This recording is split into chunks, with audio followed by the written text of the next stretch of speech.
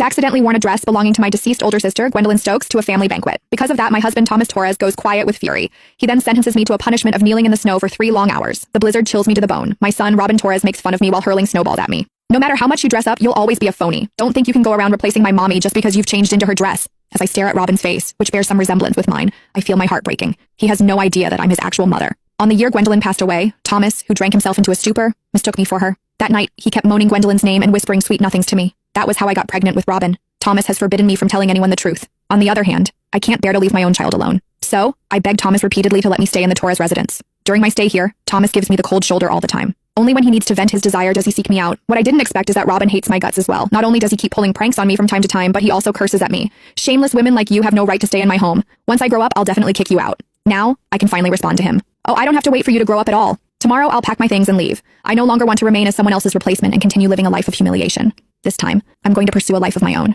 During a family banquet, my dress was slashed by my husband's mistress, Erica Glover. She acted surprised. And though she apologized, the mockery in her eyes was unmistakable. I'm so sorry, Winnie. It was an accident. Maybe you should change into something else. Biting my lip, I rushed back to my room and threw on the first dress on the top shelf of the wardrobe. It never crossed my mind that the dress belonged to my deceased sister, Gwendolyn Stokes, since I had never seen it. My husband, the usually composed, stone-faced CEO of Torres Group, Thomas Torres, completely lost it the moment he saw that dress.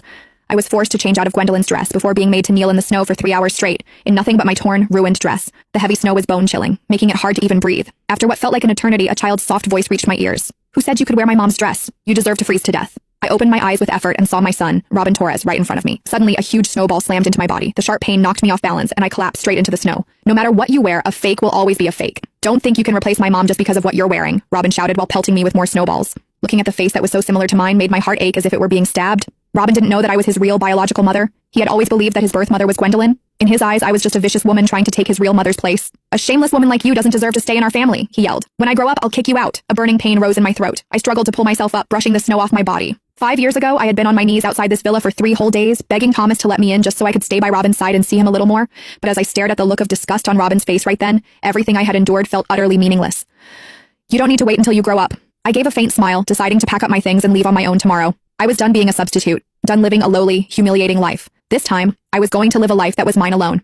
After kneeling in the snow for so long, I blacked out after only taking a few steps. When I came to, the white ceiling and Thomas's face came into view. He'd returned to his usual stern composure. With a cold expression, he set a steaming bowl of tomato soup on the bedside table. Have you learned your lesson? I stayed silent and kept my head down, refusing to meet his eyes. My knees still ached, and after 3 whole hours of being out in the cold, my throat hurt so badly I could hardly speak. Thomas remained unbothered as he stirred the hot soup idly. In the Torres household, mistakes come with consequences. That's the rules, and there are no exceptions. Rules. That was the word he said most to me ever since I arrived at this place. Thomas had always been a stickler for rules, whether